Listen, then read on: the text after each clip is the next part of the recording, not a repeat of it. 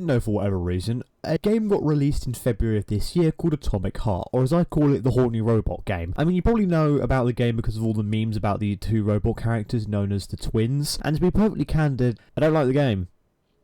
Like, I genuinely hate this game. This is the first time on this show that I've ever genuinely disliked a game, to the point where I said I hated it. I remember when a friend told me about this game, I'd say a year before it got released, I was super hyped. He showed me the original trailer that was first uploaded to Steam, and it looked insane, with graphics so crazy to the point where I was convinced it was running on the HAL 9000. And the minimum requirements reflected this. If I remember rightly, the minimum amount of RAM you needed to run the game was 16GB, and the minimum GPU was something like a GTX 1080 Ti, which is quite a bit considering. But playing through it now, the game doesn't look nearly as good, plus the tone seems to have a massive change. So without further ado, I'm going to show you why I do not like the horny robot game. To me at least, the biggest elephant in the room is the graphical downgrade. The footage you're seeing right now is running on the lowest settings, but even after I cranked up all the settings to atomic, or maximum, and pointed a fan second-hand from the Soviet nuclear program at my computer, the game still didn't look as good as the initial trailers. All that cranking the settings did was seem to make the room quite a bit darker. Real shame about the graphical downgrade, because watching the original trailer again, it looks absolutely insane. It's honestly the type of game that would sell next-gen consoles by the boatload, but the release graphics are just not nearly as good.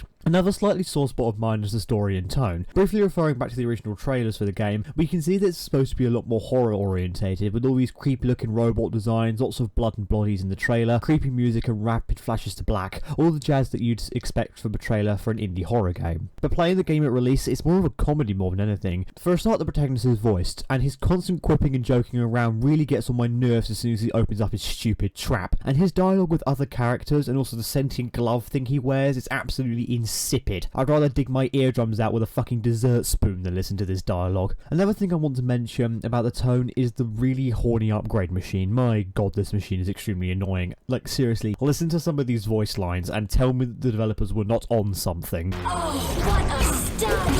I can't get enough. Just let me tie you to the bed, baby. What a brute! Oh, I love tough guys! I'm on fire! I'm here to help you upgrade your red-hot pocket rockets. And believe me, handsome, you can upgrade whatever tickles your fancy. I can't wait for your strong hands to grope my interface with lustful abandon. That's it. We're done here. Let's go.